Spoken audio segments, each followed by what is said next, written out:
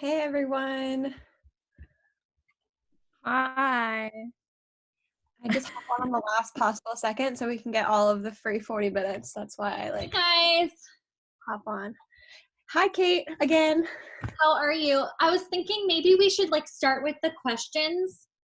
Do you think that's a better idea so that I can answer everything you guys want to know? Yeah, that sounds good. Whatever you want to do. I know we had a lot of questions in the first section and some of them have emailed me questions to send to you, so I'm just waiting to compile a full Oh list. my god. Okay, good. Well, hi guys. I'm Katie. It's so good to see you. Thanks for having me into your virtual class.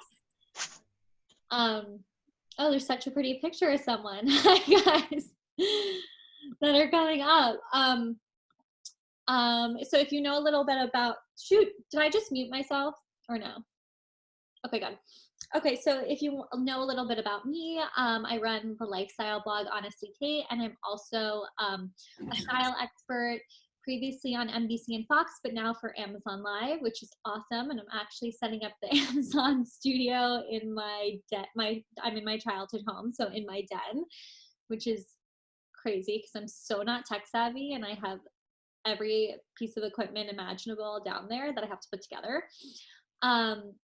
But I obviously, like, what we're going through right now is such a different time for everyone, and I think the blogger community in general really has to step up to the plate because this is our time. Everyone's spending so much time on our phones. The way that you're getting marketing and different product placement out there is solely through influencers right now, which is exciting, but also crazy and a lot of pressure put on to make sure you're saying the correct thing and finding a good balance between what is appropriate to post right now versus what's just something that will be helpful and distracting for my audience, because I want to make sure I find the balance between the two. So it's been really crazy. I mean, engagement on Instagram and social media in general, that came out that it's up 18%, which is astronomical. Usually the highest any engagement is on any social media is about 10% highest.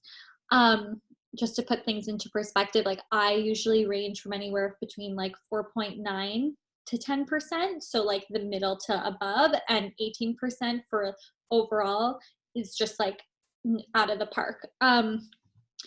So yeah, I've been trying to navigate both continuing to do my job, because I think sometimes people forget this is actually my job. And although I have so much fun with it and try to make it my own and bring my own unique voice to everything I do, this is the sole way I make money. And I was getting a lot of like backlash last week because I was continuing to do my job and the work with the partners I'm contractually bound to speak about. But people were upset that I was talking about things to do with hair, beauty, and fashion when we have a global pandemic going on. But I tried to keep reminding my audience that just like you guys go either to school or to work every day and have to continue with your schoolwork and have to continue with the work you have for your job, I too have to continue with my job. And although mine's a little more public than most out there, it's still my job. So that's kind of a little bit about what's going on right now. But I want to know what questions you guys have, because I can go like to any part of this industry, but I want to make sure it's what you guys are really looking for. Yeah, I saw some great questions on our discussion board, so whoever wants to fire away first here. When did you start like your influencer like job? So I'd say I started my account about 3 years ago, but it wasn't my job. I started my account for fun. It was like a passion project. I have a background in theater and theater production. So I was in grad school at the time for theater production, and I had to take everything within theater production, from sound design to lighting design, costume design. I had to have internships within the field. So I was sorry guys, I have to keep those messages on in case of a fashion emergency. But I had to have internships in the field, so I continued interning for a costume designer, Patricia Fields, who did the costume design for Sex and the City and now does it for Younger. And I just loved how instead of using regular costumes, she used contemporary clothing to style the actors in the show. And although I always loved fashion and I always loved designing my own things I would wear for myself, I never really got into like high-end fashion and stayed more with like in the theater realm of it. And once I started styling my own contemporary clothes, things just really took a turn, and I would put them on myself and I would post mirror selfies. And this was literally just a passion project. I kind of used Instagram as an editing tool, not really to make a business or monetize a business. I think I only followed 2 influencers at the time, and it was just, it kind of happened organically. So I was still in my program, and brands that I was reaching out to or tagging in my photos started asking to have me style some of their spring campaigns. So I did that, and then Shop Up was actually the first brand that offered to pay me, and they asked me what my rate was, and I had no idea. I didn't even know what that meant. They asked me for my contract, my invoice. I was like, oh my gosh, Googling like how to make a contract 101. And once I realized that I can monetize this business, I was like, okay, great. This is a great small business for me to have on the side when I can still pursue I wanted to be a producer for Broadway, so I can still pursue job opportunities in that field. And I realized pretty soon after, like 6 to 8 months, I like putting in hard work and also working part-time jobs at other places, that this was something that I could turn into a full-time business if I dedicated the time and effort into it. So that's kind of how it started. I would say advice to you guys, if this is something you're interested in doing for yourself, make sure, don't worry about, I'm really sorry guys, I wish I could make like those lower, but since I'm both on my computer, I don't know how. Wait, hold on one sec, maybe I can. But if this is something that you're passionate about, just continue putting out what your passion is. Don't worry about the followers you have. Don't worry about making money on it. Put whatever your passion is out into social media. We're so lucky that we have social platforms for free. Like Instagram is free. Facebook is free. That it's incredible that you can just put out your passion and everything you're doing currently into the ether and see who picks up on it. So I think don't worry about being something for everyone, just worry about being something for someone. And if that thing makes you happy, I'm sure it's going to make someone else happy. So I like encourage everyone to start their own thing, whatever it is, whatever creative field it's in. I hope that answered it. I don't know. Yeah, I did. Okay. Who else wants to jump in? It looks like Tara put one in the chat. How did you start to develop the visuals and aesthetics of your personal brand? Okay, so the visuals and aesthetics. So I'll start with photography. So one of my friends who ran the account Food, and still runs the account Food in the Air. I'm not sure if you guys follow it, but it's a big food Instagram account where there's food in the air. But she was taking photos for her own account, mostly hamburgers and like bacon, egg, and cheese sandwiches. And she had said to me, you are taking mirror selfies. I think we need to move on from that. I have a camera. I can help you because I need to grow my portfolio with pictures of humans and not just bacon, egg, and cheese sandwiches. So why don't we work together? I loved her aesthetic and how she shot with like, it's very bright, very, the person's in focus and everything is blurred. And I just really liked her like bright, fun aesthetic. It really matched my personality. So that's how I started with the photography aesthetic aspect of it.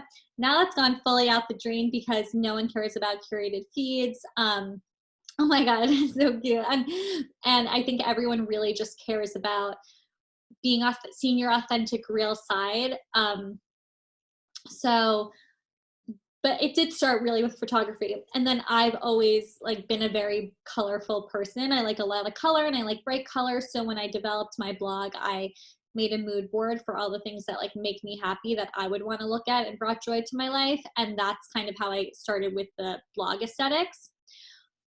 I've always been fascinated with neon signs. I know it's not like that innovative, but I just love neon signs. So I decided to make my logo neon sign Honestly Kate. And I came up with Honestly Kate because my name is Katie Sands, and I didn't want people in the theater industry to find my social media at the time. Now, of course, it's the opposite. I'm like, as many followers as possible, like, please follow the account. But that's really what happened with why I called it Honestly Kate. I wanted to say Kate instead of Katie, and I didn't want my last name in there. So I called it Honestly because I wanted the brand to be rooted in authenticity, which is something like I've strongly believed in from the beginning. And I find that unfortunately, there are so many influencers out there that Facetune themselves and edit their photos so they don't even look like themselves. And I wanted to be the opposite of that and kind of bring light and positivity into the blogger world and less editorial and edited. Awesome. Any other questions? Or you all have at least two. Okay, is there yeah. like, so is there Here's like a three. time of day? Sorry. Got a lot. Fight. Okay. Who starts? I'm sorry, it's like moving and I think. Here, Ryan, we'll start with you, and then I saw Rebecca on there too. So. Okay. So is there like a specific time of day that you find posting, you'll get the most attention on your post? So for me, I have to absolutely say no. I know that there are a lot of algorithms and people are always looking for like the secret sauce to when you get the most engagement. For my personal platform, I found that no matter what time of day I post, the engagement's pretty even keeled. But I know for a lot of specific brands, when they're selling a product, I know sometimes like for fitness and workouts, like the morning is usually the best time to post because like those people are the ones who are at the gym earlier and looking for like the early bird gets the worm. And I know a lot of like bedding and sleepwear companies will post on the weekend when people are cozy in bed and wanting to show off their sleepwear. So I know for brands selling a specific product, that can be extremely important. But for my personal brand, I go rogue. That has what's worked for me and my audience. My audience, I think, likes the more like real content that I'm just posting in real time with them. And I have really tried to work with different brand partners to make sure that if we are posting content, that as much as we can to make it in real time. Yes, whatever I post for a brand that's sponsored, I have to send them in exact copy of my text in story, in my text in caption, and different versions of what the text could be. But slowly my team has been working with the brand partners to make it align more with my actual day, because I like looking at content that I think is happening that day. And I would think my audience would too. It is harder when it's a sponsored post because you need to get it approved by not only their PR team, their agency, but also the people working at the brand itself. So it's been a little hard, but I think as the industry continues to grow, that will be something that hopefully brands will partner with you and just have confidence in what you're posting and not want to check it out over so much, because they'll know that you're going to be on the right direction, like on the direction that they want. But yeah, so just like, I guess the short answer is no, I don't really have a time. I don't really post anything, I guess, after 11 p.m. unless something really exciting that like I have to share, but those posts generally don't do as well because people are asleep. All right, Rebecca. So I have a bunch, Okay. but I'll just start. Yeah, Let's Okay. start with one. So how do you stay on top of upcoming fashion trends?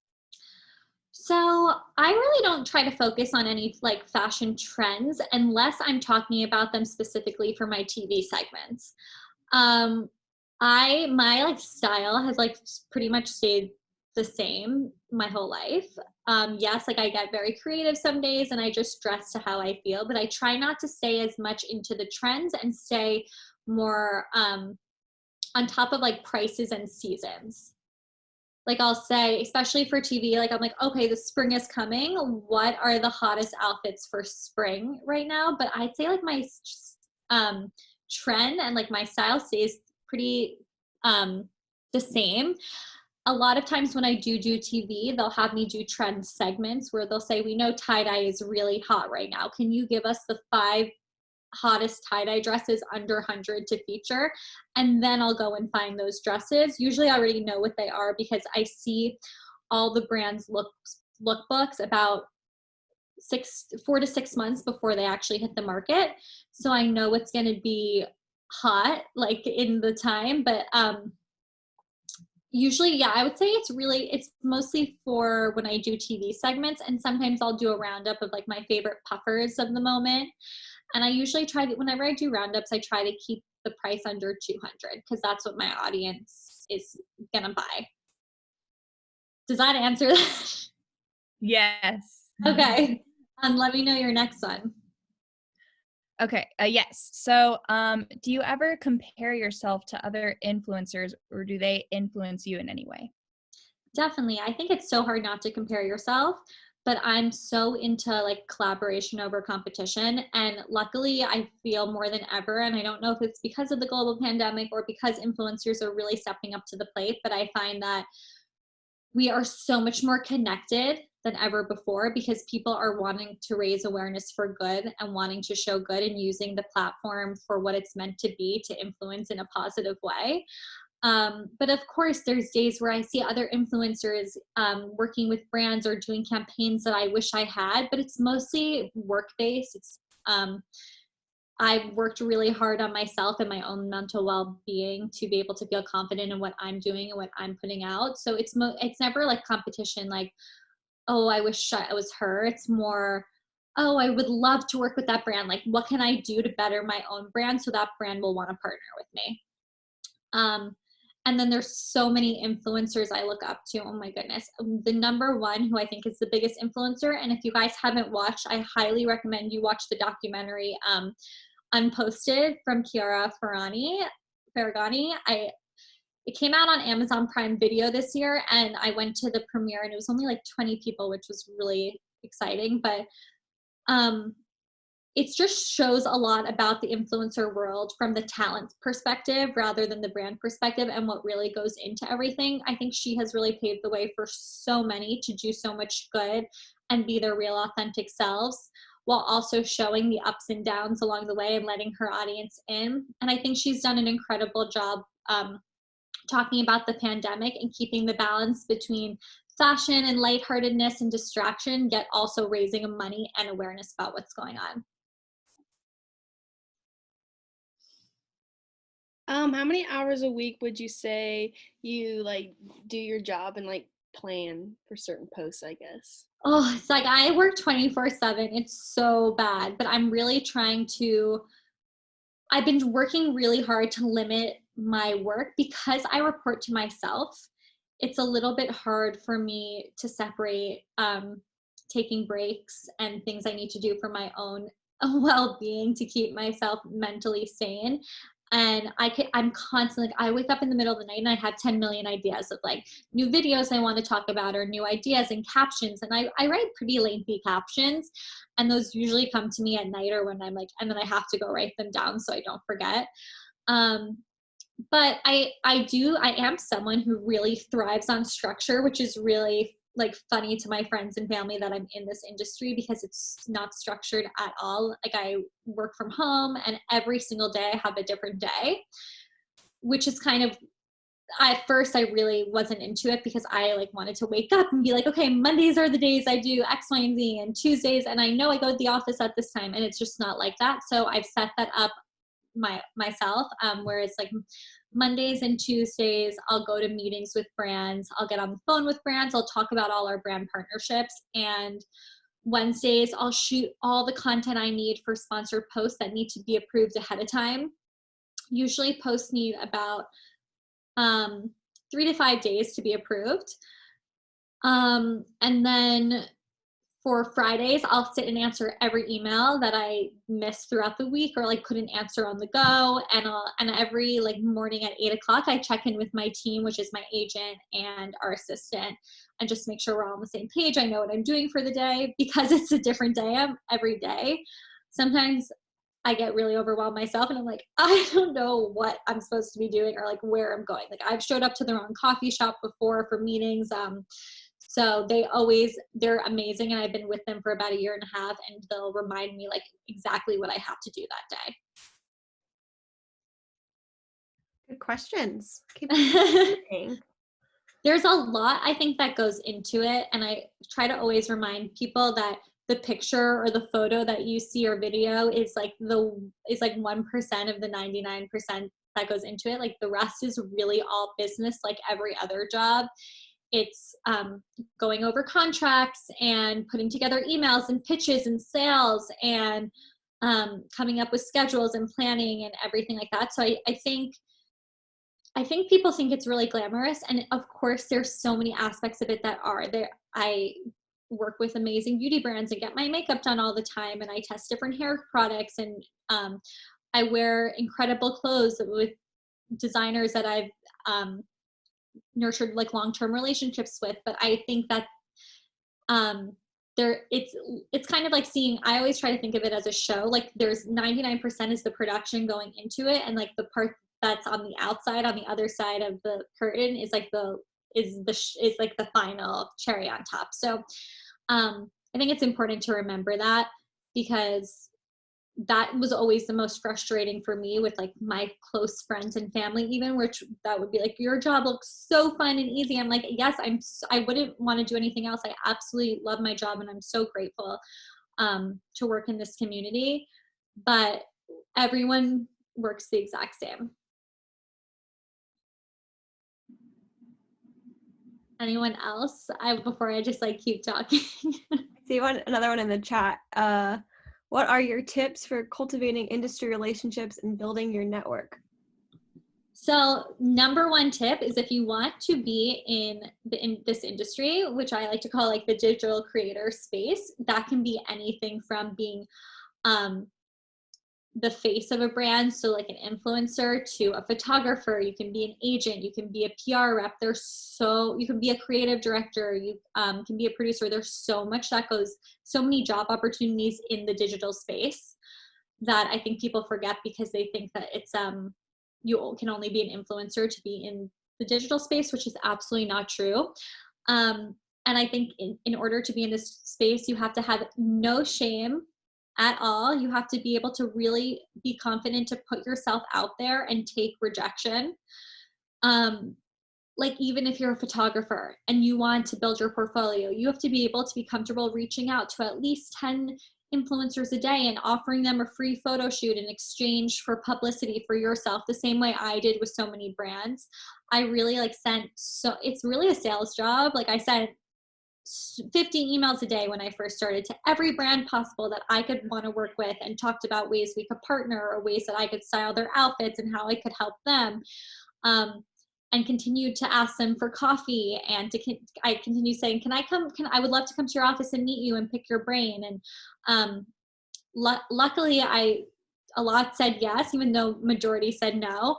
And those people, I just continue nurturing those relationships like any networking job, and I still do. And I have a list of like every brand and every contact I have at that brand, and I always update them with what I'm doing with business and my personal life, and always give ideas on ways we can work together and continue to like just keep the relationship going like you would in another industry. Awesome. And it looks like Vedant, I can't speak online. Vedant, you have a question? Yeah. First of all, thank you very much for being with us here today.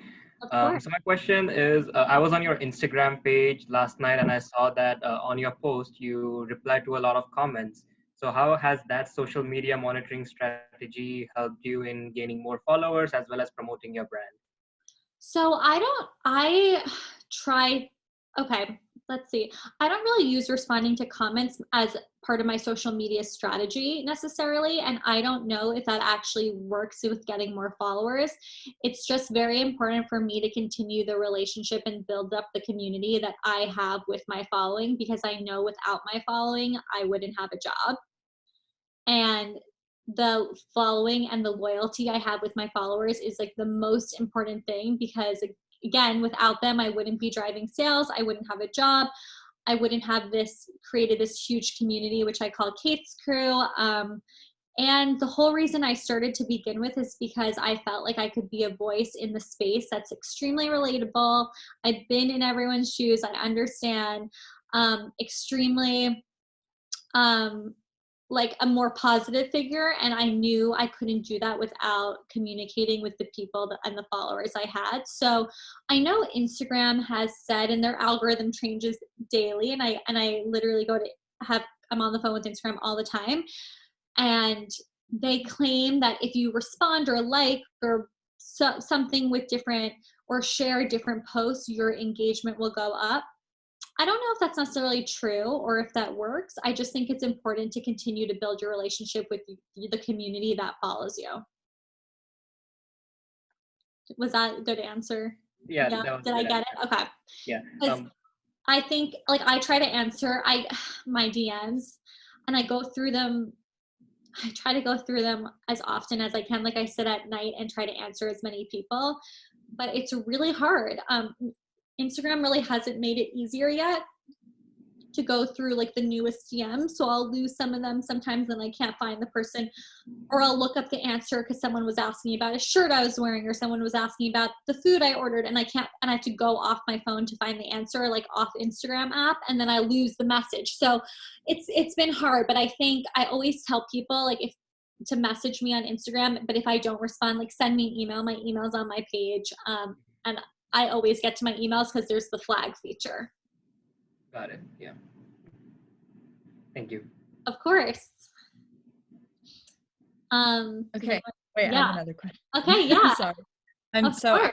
I'm curious. Do you think you will ever stop being an influencer, or how do you think you might adapt that to your life? Like, I know there's a bunch of, like, I don't know, mommy bloggers. I don't know if that's like a plan in your future or anything like that. But So yeah, how will you adapt in the future? I think it's hard to. I always think this is something I always think about this. I also didn't like become a blogger on purpose at all. I was just doing this because it was something I was super passionate about. So this was definitely not my plan. And as like I move on with different stages in my life, like I have my boyfriend, but I will never tag his Instagram handle because this isn't something he signed up for. And although he's extremely supportive of everything I do, I don't need people following him and messaging him, because people started to do that. And he wasn't even freaked out because he's like cool as a cucumber, but I was like, what the hell is going on? This is so weird. We've only been dating a year. Like, why are people messaging him? And I'm learning kind of how to keep a private life while also sharing as much as I can with my audience so that they feel like they know me.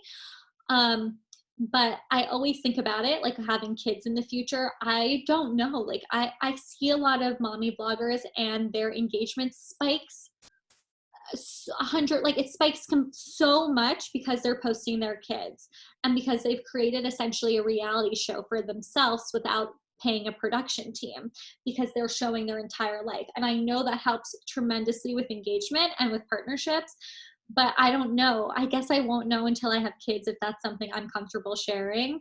Like some parts of me, I'm like, of course it's so fun. And then other things, I hear horror stories, like stalkers and hackers. And that, I mean, we've all seen You. It's so freaky. It's scary. Like people will ask, like I sometimes find out where I live in the city and I keep it top secret, and will drop off gifts for me. And it makes me so uncomfortable. Like I get like a chill in my body. So I'm like, how did they find my apartment? So I like struggle. I don't know. I really don't know right now, but it's interesting. So I am starting in September. If I can fit it into my schedule, I haven't made the final decision, but probably getting my degree in life coaching, because it's something like I've always loved to do. And I feel like so many of my followers reach out to me about advice for everything under the sun, whether it be business, social media, dating, starting a new job, moving to New York, whatever it may be. And although I love answering, sometimes I don't feel qualified enough to answer correctly. And I can give my own opinion, but sometimes I don't feel like I'm giving the correct opinion or like an advice a professional in the field would give. So just like taking classes, I think in that field will help me better understand how to point people in the right direction. And then if I decide one day that I'm done showing my lifestyle and I'm like sometimes I wake up and I'm so tired. I'm like, I don't want to show my face. I look crazy, but like I have to post this thing. Like sometimes I feel like that. I'm like, I wish I could just be behind my computer and like type away and work at a job where no one has to see me all the time. So I go back and forth. I don't really know yet. We'll see. We are unfortunately again running out of time, but we have 5 minutes here. Does anyone have any pressing questions? Are you ever afraid that the idea or like the job of being an influencer is ever gonna like burn it Disappear? out? Yeah. Yeah, not necessarily that like being an influencer will disappear, but sometimes, and I think it's very like a very tangible thing, that Instagram could crash and like, or Instagram can go away. And that's why I tell everyone who is an entrepreneur, solopreneur, and runs their own account that it's so imperative you have a website or a blog, whatever it is, to go with whatever you're doing, no matter what. Even if you're just posting like dancing videos, make sure you have those dancing videos on another website so that in case Instagram does crash or does not become, it might turn into like a Facebook and it's not as popular anymore. You have all your content somewhere else that's saved that you own, that you can use to start your own company or your own website, whatever it is in the future. Because I don't think social media is ever going to disappear or dissipate or become unpopular. It's only going to continue to grow, but it's going to definitely grow in other directions. So, I'm more worried about like for example, I just got on TikTok and I have and it's so funny, and I have 3,000 followers because I think those are like the followers I brought over from Instagram. But like I have no idea what I'm doing on TikTok. Like I'm literally just playing around. I have legitimately no idea. But it's like, okay, I know that's the direction a lot of people are going. And for me, like I always post on Instagram things that I think have a really big meaning or purpose to them, and TikTok's not really that at all. It's more just like fun dancing, like silly things. And so it doesn't really like resonate as much with my message and the purpose of why I started my blog. But I know that people and the younger generation absolutely live for TikTok. So I'm like, okay, I have to move with the times. Like I'm not an idiot. I can't be stuck in my ways of being like, oh, I'll never do that. I think it's important to know who you are, know what your brand and message stands for, but also be able to move with the time you're in.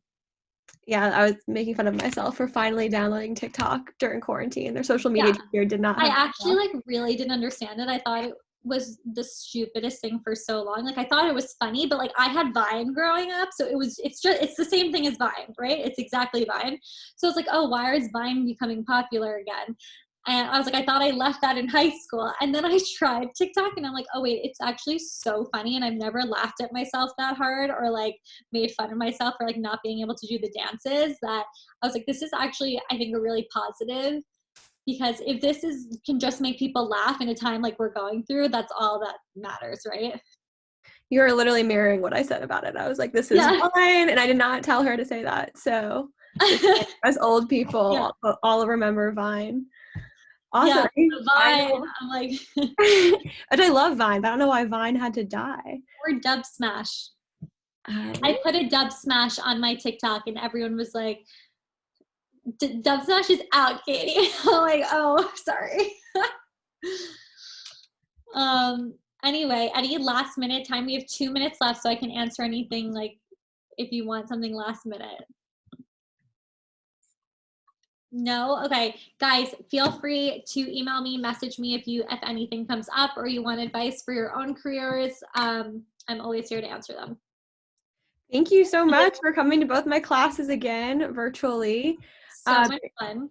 And if you guys have any questions for Kate, I can compile it into one email so she's not getting 700 DMs.